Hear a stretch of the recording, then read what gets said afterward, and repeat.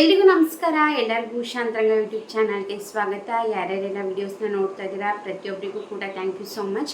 ಯಾರೆಲ್ಲ first time ಚಾನಲ್ನ ನೋಡ್ತಾ ಇದ್ದೀರಾ ಅಥವಾ ವೀಡಿಯೋಸ್ನ ನೋಡ್ತಾ ಇದ್ದು ಸಬ್ಸ್ಕ್ರೈಬ್ ಮಾಡ್ಕೊಂಡಿಲ್ಲ ಅಂದರೆ ನನ್ನ ಚಾನಲ್ನ ಸಬ್ಸ್ಕ್ರೈಬ್ ಮಾಡ್ಕೊಳ್ಳಿ. ಯಾಕಂದರೆ ತುಂಬ ಜನ ಸಬ್ಸ್ಕ್ರೈಬ್ ಮಾಡಿರೋದ್ರಿಂದ ಮಾಡ್ದಲೇ ಇರೋರೇ ಜಾಸ್ತಿ ಜನ ನೋಡ್ತಾ ಇರೋದು.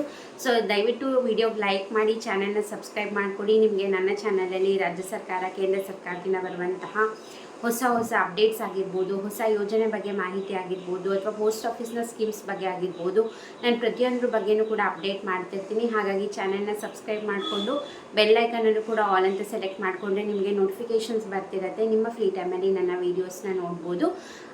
ಹಾಗೆ ನಿಮಗೆ ನನ್ನ ವಿಡಿಯೋ ಇಷ್ಟ ಆಗ್ತಿದ್ದು, ಇನ್ಫಾರ್ಮೇಟಿವ್ ಇದೆ ಅಂತ ಅನಿಸಿದ್ರೆ ನಿಮ್ಮ ಫ್ರೆಂಡ್ಸ್ ಆ್ಯಂಡ್ ಫ್ಯಾಮಿಲಿಗೂ ಕೂಡ ಶೇರ್ ಮಾಡಿ ಅಂತ ಹೇಳ್ತಾ ಬನ್ನಿ ಇವತ್ತಿನ ವಿಡಿಯೋನ ಶುರು ಮಾಡೋಣ. ಇವತ್ತಿನ ವಿಡಿಯೋದಲ್ಲಿ ರೇಷನ್ ಕಾರ್ಡ್ KYC ಬಗ್ಗೆ ತಾತ್ಕಾಲಿಕವಾಗಿ ಇದನ್ನು ಸ್ಟಾಪ್ ಮಾಡ್ತಾ ಇದ್ದಾರೆ ನಮ್ಮ ರಾಜ್ಯ ಸರ್ಕಾರ. ಆಹಾರ ಇಲಾಖೆಯಿಂದ ಇದ್ರ ಬಗ್ಗೆ ಮಾಹಿತಿ ಬಂದಿರೋವಂಥದ್ದು. ಯಾಕೆ ಸ್ಟಾಪ್ ಮಾಡ್ತಿದ್ದಾರೆ ಅಂತಂದರೆ ಈಗ ನಿಮಗೂ ಕೂಡ ಗೊತ್ತಿದೆ, ರೇಷನ್ ಕಾರ್ಡ್ KYC ಕಂಪಲ್ಸರಿ ಮಾಡಿದ್ದಾರೆ. APL BPL ಅಂತ್ಯೋದಯ ಕಾರ್ಡ್ ಯಾರೇ ಇದ್ದರೂ ಕೂಡ ನಿಮ್ಮ ರೇಷನ್ ಕಾರ್ಡಲ್ಲಿರೋ ಅಷ್ಟು ಜನದ್ದು ಕೂಡ KYC ಮಾಡಿಸಲೇಬೇಕು. ಮಾಡಿಸಿಲ್ಲ ಅಂತಂದರೆ ನಿಮ್ಮ ರೇಷನ್ ಕಾರ್ಡ್ ಕ್ಯಾನ್ಸಲ್ ಆಗುತ್ತೆ. ಹಾಗೆ ನೀವೇನು ಪಡಿತರ ತೊಗೊಳ್ತಾ ಇರ್ತೀರಾ, BPL ಆಗಿರ್ಬೋದು, ಅಂತ್ಯೋದಯ ಕಾರ್ಡ್ ಆಗಿರ್ಬೋದು, ಯಾವುದು ಕೂಡ ಸಿಗೋದಿಲ್ಲ. ಹಾಗೆ ಗ್ಯಾರಂಟಿ ಯೋಜನೆಗಳಾಗಿರ್ಬೋದು, ಅಥವಾ ನೀವೇನೇ ಒಂದು ಸರ್ಕಾರದಿಂದ ಯೋಜನೆಗಳ ಲಾಭ ಪಡ್ಕೊಳ್ತಿದ್ರೆ ಯಾವುದೇ ರೀತಿ ಸಿಗೋದಿಲ್ಲ ನಿಮಗೆ. ಒಂದ್ಸತಿ ರೇಷನ್ ಕಾರ್ಡ್ ಕ್ಯಾನ್ಸಲ್ ಆಯಿತು ಅಂತಂದರೆ ಅಂಥದ್ರಲ್ಲಿ ಈಗ BPL ಇವಾಗ ಯಾವುದೇ ರೇಷನ್ ಕಾರ್ಡ್ KYC ಕಂಪಲ್ಸರಿ ಅಂತ ಹೇಳಿದರು. ಹಾಗೆ ಲಾಸ್ಟ್ ಡೇಟ್ನ ಕೂಡ ಅನೌನ್ಸ್ ಮಾಡಿದರು, ಸೆಪ್ಟೆಂಬರ್ 30ನೇ ತಾರೀಕು ಅಂದ್ಬಿಟ್ಟು. ಸೊ ಹಾಗಾಗಿ ಏನಾಗಿದೆ ಅಂತಂದರೆ ತುಂಬ ಜನಗಳು ನ್ಯಾಯಬೆಲೆ ಅಂಗಡಿ ಮುಂದೆ ತುಂಬ ಕ್ಯೂ ನಿಂತು ಎಲ್ಲರೂ ಕೂಡ ಮಾಡಿಸ್ಕೊತ ಅಂದರೆ ಇಡೀ ರಾಜ್ಯಾದ್ಯಂತ ಎಲ್ಲ ಕಡೆ ಮಾಡಿಸ್ಕೊಳ್ತಿರ್ತಾರಲ್ಲ, ಹಾಗಾಗಿ ತುಂಬಾ ಸರ್ವರ್ ಪ್ರಾಬ್ಲಮ್ ಆಗ್ತಾಯಿತ್ತು. ಎಲ್ಲ ಕಡೆ ಸಾಕಷ್ಟು ಜನ ಕ್ಯೂನಲ್ಲಿ ನಿಂತ್ಕೊಂಡು ಸರ್ವರ್ ಮಾಡೋಕ್ಕಾಗ್ದಲೇ ತುಂಬ ಜನ ವಾಪಸ್ ಹೋಗಿರೋದುಂಟು. ಇದ್ರ ಮಧ್ಯೆ ಏನಾಗ್ತಿದೆ ಅಂತಂದರೆ ಈ ಒಂದು KYC ಮಾಡ ಹೋಗಿ ಇವಾಗ ಸರ್ವರ್ ಬ್ಯುಸಿ ಆಗಿರೋದ್ರಿಂದ ಇದರಿಂದ ಪಡಿತರ ಕೊಡೋಕ್ಕೂ ಕೂಡ ತುಂಬಾ ತೊಂದರೆ ಆಗ್ತಿದೆ. ಯಾಕಂದರೆ ಈಗ ಪಡಿತರ ತೊಗೋಬೇಕು ಅಂದರೂ ಕೂಡ ಬಯೋಮೆಟ್ರಿಕ್ ಕೊಡಬೇಕು. ಸೊ ಇದ್ರದ್ದು ಸರ್ವರ್ ಪ್ರಾಬ್ಲಮ್ ಬರ್ತಾ ಇರೋದ್ರಿಂದ ಪಡಿತರ ಕೊಡೋಕ್ಕೂ ಕೂಡ ತುಂಬಾ ಪ್ರಾಬ್ಲಮ್ ಆಗ್ತಿದೆ ಅಂದ್ಬಿಟ್ಟು ಈಗ ಸ್ಟಾಪ್ ಮಾಡಿದ್ದಾರೆ. ಸದ್ಯಕ್ಕೆ ತಾತ್ಕಾಲಿಕವಾಗಿ ಸ್ಟಾಪ್ ಮಾಡಿ ಅಂತ ಹೇಳಿದ್ದಾರೆ. ಮತ್ತು ಸೆಪ್ಟೆಂಬರ್ 1ನೇ ತಾರೀಕಿಂದ ಶುರುವಾಗುತ್ತಂತೆ. ಅವಾಗೂ ಕೂಡ ಲಾಸ್ಟ್ ಡೇಟ್ ಅದೇ ಇದೆ, ಸೆಪ್ಟೆಂಬರ್ 30ನೇ ತಾರೀಕು ಇದೆ. ಬಟ್ ಇವಾಗ ಈ ಒಂದು ನೆಕ್ಸ್ಟ್ ಪೂರ್ತಿ ಇನ್ನೊಂದು ವೀಕ್ ಏನಿದೆ ಆವಾಗ ನಿಮಗೆ ಮಾಡ್ಸೋಕ್ಕಾಗೋದಿಲ್ಲ. ಸೊ ಹಾಗಾಗಿ ನೀವು ನೆಕ್ಸ್ಟ್ ಏನಾರು KYC ಮಾಡಿಸ್ಬೇಕು ಅಂತ ಇದ್ದೀರಾ ಅಂತಂದರೆ ನೀವು ಸೆಪ್ಟೆಂಬರ್ 1ನೇ ತಾರೀಕು ನಂತರ ಹೋಗಿ.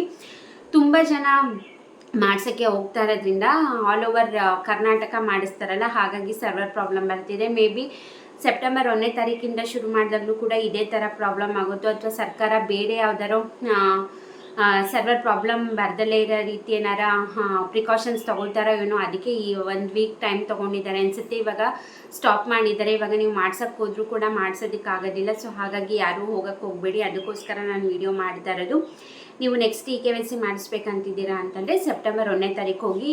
ತುಂಬ ಜನಕ್ಕೆ ಡೌಟ್ ಇರುತ್ತೆ, ನಮ್ಗೆ KYC ಮಾಡಿಸ್ಬೇಕಾ ಬೇಡವಾ, ಹೇಗೆ ತಿಳ್ಕೊಬೇಕು ಅಂತಂದರೆ ನೀವು ಎಲ್ಲಿ ನ್ಯಾಯಬೆಲೆ ಅಂಗಡಿನಲ್ಲಿ ಹೋಗಿ ರೇಷನ್ ತೊಗೊಳ್ತೀರಾ ಅಲ್ಲಿ ಬೋರ್ಡ್ ಹಾಕಿರ್ತಾರೆ ಯಾರೆಲ್ಲ KYC ಮಾಡಿಸ್ಬೇಕು ಅಂತ. ಅಲ್ಲಿ ಬೋರ್ಡ್ ಹಾಕಿಲ್ಲ ಅಂತಂದರೆ ನೀವು ಅಲ್ಲಿ ನ್ಯಾಯಬೆಲೆ ಅಂಗಡಿಯವ್ರನ್ನ ಕೇಳಿದ್ರೆ ಅಲ್ಲಿ ಚೆಕ್ ಮಾಡಿ ಹೇಳ್ತಾರೆ ನಿಮ್ದು KYC ಆಗಿದೆಯಾ ಇಲ್ವಾ ಅಂತ. ನಿಮ್ಮ ಒಬ್ರದ್ದೆಲ್ಲ ಅಂದರೆ ಮನೆ ಯಜಮಾನ ಅಥವಾ ಯಜಮಾನಿ ಯಾರು ಇರ್ತೀರಾ ಅವ್ರದ್ದೊಂದೇ ಅಲ್ಲ, ನಿಮ್ಮ ಮನೇಲಿ ಎಕ್ಸಾಂಪಲ್ ನೀವು ಬಿಟ್ಟು 5 ಜನ ಇದ್ದೀರಾ ಅಂತಂದರೆ ಅವ್ರು 5 ಜನದ್ದು ಕೂಡ KYC ಮಾಡಿಸಲೇಬೇಕು. ಅದರಲ್ಲಿ ಒಬ್ರದ್ದು ಮಾಡಿಸಿಲ್ಲ ಅಂದರೂ ಕೂಡ ಇಡೀ ರೇಷನ್ ಕಾರ್ಡ್ ಕ್ಯಾನ್ಸಲ್ ಆಗಿಬಿಡುತ್ತೆ. ಸೊ ಹಾಗಾಗಿ ನೆಗ್ಲೆಕ್ಟ್ ಮಾಡೋಕ್ಕೆ ಹೋಗಬೇಡಿ. ಸೆಪ್ಟೆಂಬರ್ 1ನೇ ತಾರೀಕಿಂದ ಸೆಪ್ಟೆಂಬರ್ 30ನೇ ತಾರೀಕುವರೆಗೂ ಟೈಮ್ ಇರುತ್ತೆ. ಆದಷ್ಟು ಬೇಗ ಹೋಗಿ ಮಾಡಿಸ್ಕೊಳ್ಳಿ. ಹಾಗೆ ನೀವೇನಾದರೂ ಆಲ್ರೆಡಿ KYC ಮಾಡಿಸ್ಕೊಂಬಂದ್ರೆ ನಿನ್ನೆ ಮೊನ್ನೆ ರೀಸೆಂಟಾಗಿ ಅಂತಂದರೆ ಕಮೆಂಟ್ ಸೆಕ್ಷನಲ್ಲಿ ತಿಳಿಸಿ. ಹಾಗೆ ನೀವು ಯಾವ ಡಿಸ್ಟ್ರಿಕ್ಟಿಂದ ವಿಡಿಯೋನ ನೋಡ್ತಾ ಇದ್ದೀರಾ ಅಂತ ಕೂಡ ಕಮೆಂಟ್ ಮಾಡಿ. ಇನ್ನು ರೇಷನ್ ಕಾರ್ಡ್ ತಿದ್ದುಪಡಿ ಕೂಡ ಸ್ಟಾಪ್ ಆಗಿದೆಯಾ ಅಂತ ಕೇಳೋದಾದರೆ ಖಂಡಿತವಾಗ್ಲೂ ಇಲ್ಲ. ರೇಷನ್ ತಿದ್ದುಪಡಿ ಇವಾಗಲೂ ಕೂಡ ನಡೀತಾ ಇದೆ. ಬಟ್ ಇವಾಗ ಅದಕ್ಕೆ ಸ್ಟಾಪ್ ಮಾಡಿರೋದು KYC ಮಾತ್ರ. ನೀವೇನಾರು ತಿದ್ದುಪಡಿ ಮಾಡಿಸ್ಬೇಕಂತಿದ್ದೀರಾ ಅಂದರೆ ಖಂಡಿತವಾಗ್ಲೂ ಮಾಡಿಸ್ಬೋದು. ಅದು ಕೂಡ APL BPL ಹಾಗೆ ಅಂತ್ಯೋದಯ ಕಾರ್ಡ್ 3 ರೇಷನ್ ಕಾರ್ಡ್ಗಳ ತಿದ್ದುಪಡಿನ ಮಾಡಿಕೊಡ್ತಾ ಇದ್ದಾರೆ. ನೀವು ಯಜಮಾನ ಅಥವಾ ಯಜಮಾನಿ ಹೆಸರು ಚೇಂಜ್ ಅಂತ ಇರ್ಬೋದು, ಅಥವಾ ಯಾರ್ದಾರ ಹೆಸರು ಸೇರ್ಸೋದಾಗಿರ್ಬೋದು, ತೆಗ್ಸೋದಾಗಿರ್ಬೋದು, ಅಥವಾ ಅಡ್ರೆಸ್ ಚೇಂಜು, ಅಥವಾ ರೇಷನ್ ಕಾರ್ಡಲ್ಲಿರೋ ಫೋಟೋ ಚೇಂಜ್ ಮಾಡಿಸ್ಬೇಕಂತಿದ್ದೀರಾ, ಫೋನ್ ನಂಬರ್ ಚೇಂಜ್ ಮಾಡಿಸ್ಬೇಕು ಅಂತಿದ್ರೆ, ಅಥವಾ ನೀವೇನಾದ್ರು ರೇಷನ್ ಡಿಪೋ ಅಡ್ರೆಸ್ ಚೇಂಜ್ ಮಾಡಬೇಕಂತಿದ್ದೀರಾ, ಏನೇ ತಿದ್ದುಪಡಿ ಇದ್ದರೂ ಕೂಡ ನೀವು ಮಾಡಿಸ್ಕೋಬೋದು. ಬೆಂಗಳೂರು 1, ಕರ್ನಾಟಕ 1, ಗ್ರಾಮ 1 ಸೆಂಟರ್ಸ್ಗಳಲ್ಲಿ ಮಾಡಿಕೊಡ್ತಾರೆ. ಸೊ ಹಾಗಾಗಿ ನೀವೇನಾರ ರೇಷನ್ ಕಾರ್ಡ್ ತಿದ್ದುಪಡಿ ಇದ್ದರೆ ಮತ್ತೆ ಅವಕಾಶ ಮಾಡಿಕೊಡಲ್ಲ. ಯಾಕಂದರೆ ಲಾಸ್ಟ್ ಸ್ವಲ್ಪ ದಿನದಿಂದ ಸ್ಟಾಪ್ ಮಾಡಿಬಿಟ್ಟಿದ್ರು, ಯಾವುದೇ ರೀತಿ ತಿದ್ದುಪಡಿಗೆ ಅವಕಾಶ ಇರಲಿಲ್ಲ. ಈಗ ಮತ್ತೆ ಮಾಡಿಕೊಟ್ಟಿದ್ದಾರೆ. ಪದೇ ಕೊಡಲ್ಲ. ಯಾಕಂದರೆ ಇವಾಗ ರೇಷನ್ ಕಾರ್ಡ್ ಆಗಿರ್ಬೋದು ಅಥವಾ ವೋಟರ್ ಐ ಡಿ ಆಗಿರ್ಬೋದು ಎಲ್ಲ ಕಡೆ ಇದನ್ನೇ ಕೇಳ್ತಿರ್ತಾರೆ. ಇವಾಗ ಹೊಸ CM ಬದಲಾವಣೆ ಆದಮೇಲಂತೂ ಪ್ರತಿಯೊಂದಕ್ಕೂ ಕೂಡ ವೋಟರ್ ಐ ಡಿನೇ ಕೇಳ್ತಾರೆ. ಸೊ ಹಾಗಾಗಿ ಸರ್ಕಾರದವರು ಯಾವಾಗ ಏನು ಡಾಕ್ಯುಮೆಂಟ್ನ ಕಂಪಲ್ಸರಿ ಮಾಡ್ತಾರೆ ಅಂತ ಹೇಳೋಕ್ಕಾಗಲ್ಲ. ಸೊ ಹಾಗಾಗಿ ನಿಮ್ದೇನಾರ ಮಿಸ್ಟೇಕ್ ಇತ್ತು ರೇಷನ್ ಕಾರ್ಡಲ್ಲಿ ಅಂತಂದರೆ ಆದಷ್ಟು ಬೇಗ ಸರಿ ಮಾಡ್ಕೊಳ್ಳಿ. ಯಾಕಂದರೆ ಮತ್ತೆ ಅವಕಾಶ ಮಾಡಿಕೊಡೋದಿಲ್ಲ. ಸೊ ಹಾಗಾಗಿ ನಿಮ್ದು ಏನೇ ತಿದ್ದುಪಡಿ ಇದ್ರೂ ಕೂಡ ಮಾಡಿಸ್ಕೋಬೋದು. ಬೆಳಗ್ಗೆ 10 ಗಂಟೆಯಿಂದ ಸಂಜೆ 5 ಗಂಟೆವರೆಗೂ ಬೆಂಗಳೂರು 1, ಗ್ರಾಮ 1, ಕರ್ನಾಟಕ 1 ಸೆಂಟರ್ಸ್ಗಳಲ್ಲಿ ಮಾಡಿಕೊಡ್ತಾ ಇದ್ದಾರೆ.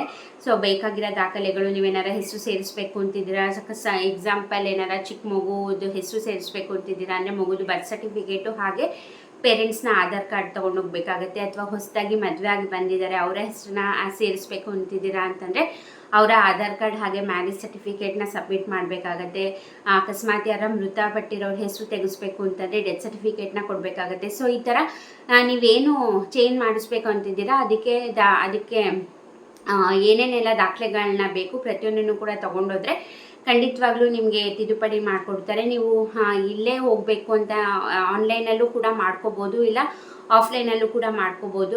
ಆನ್ಲೈನಲ್ಲಿ ಅಂತಂದರೆ ಆಹಾರ ವೆಬ್ಸೈಟ್, ಅಫಿಷಿಯಲ್ ಆಹಾರ ವೆಬ್ಸೈಟಲ್ಲಿ ಹೋದರೆ ನಿಮಗೆ ಅಲ್ಲೂ ಕೂಡ ತಿದ್ದುಪಡಿ ಮಾಡ್ಕೋಬೋದು. ಪ್ರತಿಯೊಂದು ಡಾಕ್ಯುಮೆಂಟ್ನು ಕರೆಕ್ಟಾಗಿ ಇಟ್ಕೊಂಡಿದ್ದೀರಾ ಅಂತಂದರೆ ನೀವು ಮನೆಯಲ್ಲೇ ಕೂತ್ಕೊಂಡು ಆನ್ಲೈನಲ್ಲಿ ಅಪ್ಲೈ ಮಾಡ್ಬೋದು. ಆಮೇಲೆ ಫೈನಲಾಗಿ ನೀವು ಸಬ್ಮಿಟ್ ಮಾಡೋಕ್ಕೆ ಮುಂಚೆ ಕರೆಕ್ಟಾಗಿ ಚೆಕ್ ಮಾಡ್ಕೊಳ್ಳಿ, ಎಲ್ಲ ಸ್ಪೆಲ್ಲಿಂಗ್ ಕರೆಕ್ಟಾಗಿದೆಯಾ, ಕರೆಕ್ಟಾಗಿರೋ ಡಾಕ್ಯುಮೆಂಟ್ನ ಕೊಟ್ಟಿದ್ದೀನಾ ಅಂತ ಕೊಟ್ಬಿಟ್ಟು ನೀವು ಸಬ್ಮಿಟ್ ಮಾಡಿದ್ರೆ ನಿಮಗೆ ಅಕ್ನಾಲೇಜ್ಮೆಂಟ್ ನಂಬರ್ನ ಕೂಡ ಕೊಟ್ಟಿರ್ತಾರೆ. ಸೊ ಅದನ್ನ ಕೂಡ ಸೇವ್ ಮಾಡಿಕೊಂಡು ನೀವು ಫಾಲೋ ಅಪ್ ಮಾಡ್ಬೋದು. ಖಂಡಿತವಾಗ್ಲೂ ಈ ಅವಕಾಶನ ಮಿಸ್ ಮಾಡ್ಕೋಬೇಡಿ. ಹಾಗೆ ರೇಷನ್ ಕಾರ್ಡ್ EKYC ಮಾಡಿಸೋರು ಈಗ ಸದ್ಯಕ್ಕೆ ಹೋಗೋಕ್ಕೆ ಹೋಗಬೇಡಿ. ಸೆಪ್ಟೆಂಬರ್ 1ನೇ ತಾರೀಕು ನಂತರ ಹೋದರೆ ನಿಮಗೆ ಖಂಡಿತ ಮಾಡಿಕೊಡ್ತಾರೆ. ಅಕಸ್ಮಾತ್ ರೇಷನ್ ಕಾರ್ಡ್ ಬಗ್ಗೆ ಏನಾರ ಡೌಟ್ ಇತ್ತು ಅಂತಲೇ ನನಗೆ ಕಮೆಂಟ್ ಸೆಕ್ಷನಲ್ಲಿ ತಿಳಿಸಿ. ಐ ಹೋಪ್ ಈ ವಿಡಿಯೋದಿಂದ ನಿಮಗೆ ಇನ್ಫಾರ್ಮೇಷನ್ ಸಿಕ್ಕಿದೆ ಅಂದ್ಕೊಂಡಿದ್ದೀನಿ. ಇದೇ ಥರ ಕೇಂದ್ರ ಸರ್ಕಾರ, ರಾಜ್ಯ ಸರ್ಕಾರದಿಂದ ಇನ್ಫಾರ್ಮೇಷನ್ ತಿಳ್ಕೊಬೇಕು, ಅಪ್ಡೇಟ್ ತಿಳ್ಕೊಬೇಕು ಅಂತಂದರೆ ಖಂಡಿತ ನನ್ನ ಪೇಜ್ನ ಸಬ್ಸ್ಕ್ರೈಬ್ ಮಾಡಿಕೊಂಡೆ ಖಂಡಿತವಾಗ್ಲೂ ನಿಮಗೆ ಯೂಸ್ಫುಲ್ ಆಗಿರುವಂತಹ ಇನ್ಫಾರ್ಮೇಟಿವ್ ವೀಡಿಯೋಸ್ನ ಮಾಡ್ತಿರ್ತೀನಿ. ವೀಡಿಯೋಸ್ ಆದರೆ ಲೈಕ್ ಮಾಡಿ, ಶೇರ್ ಮಾಡಿ, ಸಬ್ಸ್ಕ್ರೈಬ್ ಮಾಡಿ. ಇಷ್ಟೊತ್ತು ವೀಡಿಯೋ ನೋಡ್ತಿರೋ ಪ್ರತಿಯೊಬ್ಬರಿಗೂ ಕೂಡ ಥ್ಯಾಂಕ್ ಯು ಸೋ ಮಚ್. ನಮಸ್ಕಾರ.